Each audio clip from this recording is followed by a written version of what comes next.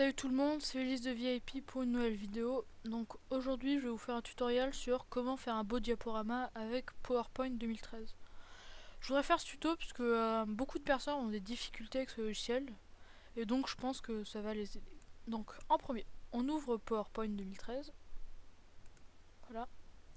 Donc comme vous le remarquez, on n'arrive pas directement sur une feuille blanche mais on nous propose différents thèmes avec différents fonds d'écran. Bon, pour la vidéo, moi je vais juste utiliser une feuille blanche toute simple. Voilà.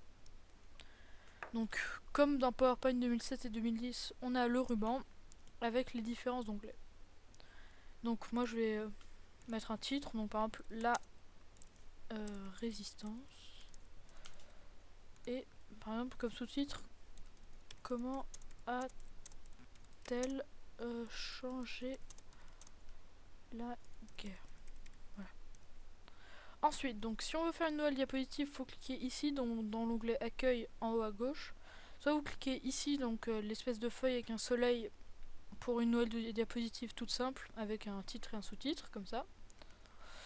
Soit si vous voulez une diapositive un peu particulière, vous cliquez ici sur attendez, ici en bas sur la petite flèche et on vous propose différentes diapositives particulières comme par exemple vide avec un seul titre, avec deux contenus, une diapositive de titre, une image avec légende, un contenu avec légende, etc.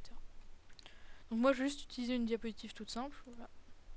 Donc là par exemple je vais mettre un titre les résistants, voilà. Donc par exemple si vous voulez centrer, il suffit juste de surligner et après voilà, attendez, de surligner et de cliquer ici sur centrer.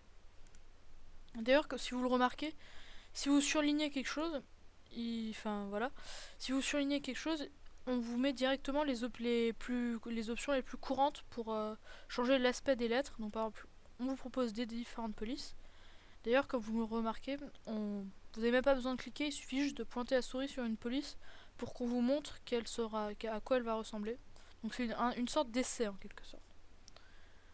Donc après, bon, il y a les polices, les tailles de police, donc là c'est pareil. Les couleurs, ça c'est un petit bouton qui vous permet d'augmenter d'un cran ou de baisser d'un cran la police. Et le seul truc pour lequel il faut cliquer, c'est si on veut mettre le texte à gauche, à droite ou au centre, et si on veut le mettre en gras, en italique ou en souligné. Mais bon, moi je vais pas le mettre comme ça. Voilà. Attendez, voilà.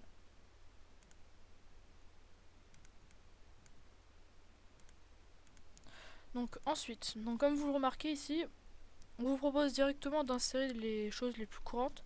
Donc un tableau, un graphique smart art, une image en ligne ou une vidéo. Donc moi j'ai envie d'insérer une image, donc je clique ici sur image. Là je sélectionne mon image, je clique sur insérer. Après donc j'augmente la taille, donc c'est comme dans les éditions précédentes, hein, la petite flèche diagonale. Je le déplace, j'augmente de nouveau, voilà. Ensuite, donc on revient dans l'onglet accueil, nouvelle diapositive. Donc là par exemple, j'ai appelé ça le champ des partisans. Donc là vous surlignez, bon moi je vais le mettre en sens, donc voilà. Donc là imaginons que je veux insérer une chanson. Donc on va dans l'onglet insertion.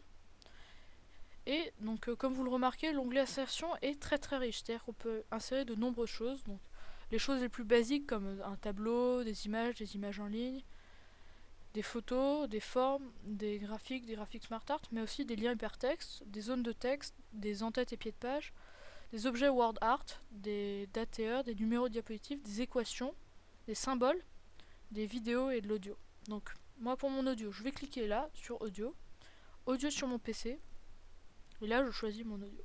Voilà, et je clique sur insérer. Et là ce que je vous conseille pour les vidéos ou pour l'audio, c'est au lieu de mettre au clic, de mettre automatiquement, parce que ce sera beaucoup plus simple. Donc ensuite, voilà.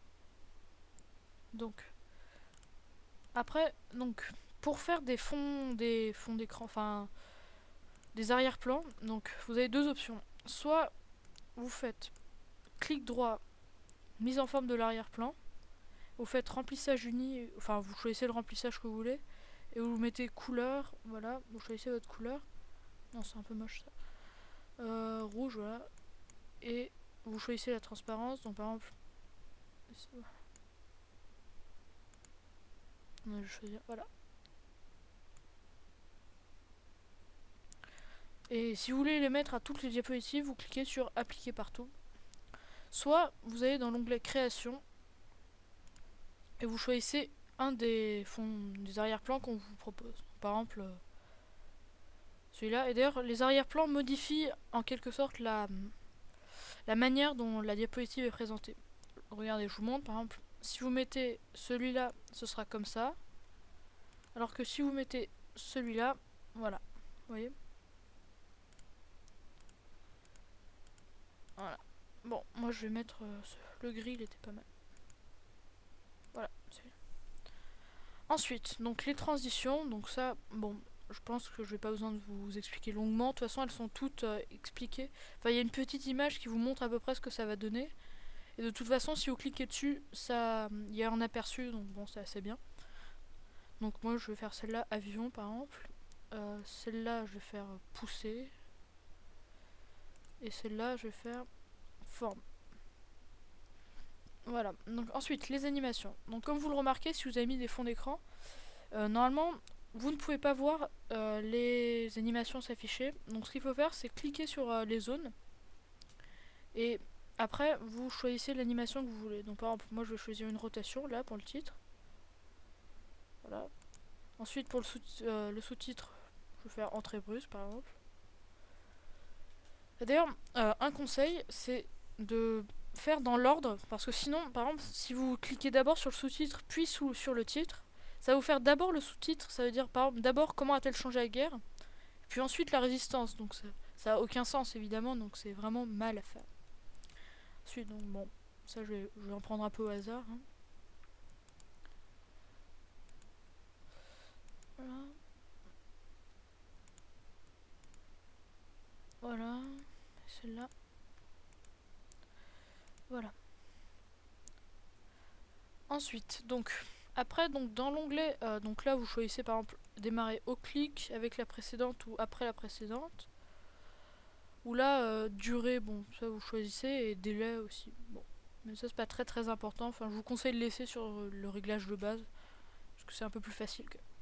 Ensuite, donc dans diaporama, donc là, ce que je vous conseille c'est de cliquer sur configurer le diaporama, parce que là vous aurez les options de base qui sont bien, par exemple.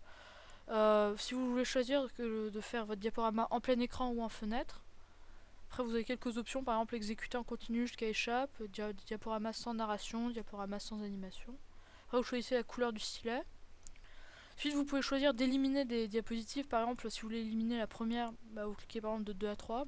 Moi je vais choisir toutes puisque c'est plus simple. Après vous pouvez choisir si vous voulez défiler les diapositives manuellement ou utiliser le minutage. D'ailleurs je vous en reparlerai après du minutage. Puis après la dernière option, bon, est pas très importante. Donc moi je vais cliquer sur OK.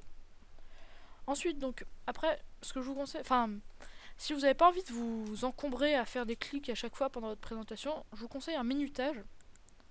C'est-à-dire que vous voyez par exemple là vous allez choisir combien de temps ça va durer. C'est-à-dire que voilà, bon moi je vais le faire très rapide. Ce que je vous conseille c'est de vous entraîner avec voilà. Voilà. Donc après avoir fini, donc votre minutage, c'est-à-dire avoir fini qu'est-ce que je veux dire d'enregistrer en quelque sorte. Si vous voulez garder ce minutage, c'est-à-dire la durée totale, vous cliquez sur oui, sinon vous cliquez sur non. Et moi je vais cliquer sur oui. Ensuite, donc révision, ça c'est si vous faites des fautes d'orthographe. Bon. Voilà. Et après, affichage, c'est les derniers réglages. Mais bon, ça, j'ai toujours pas très bien compris à quoi ça servait. Et donc, enfin, donc, pour visionner votre diaporama en entier, par exemple, vous faites F5. Voilà. Et donc là, ça va se faire automatiquement, normalement. Voilà. Comme vous le remarquez, les diapositives, elles changent toutes seules.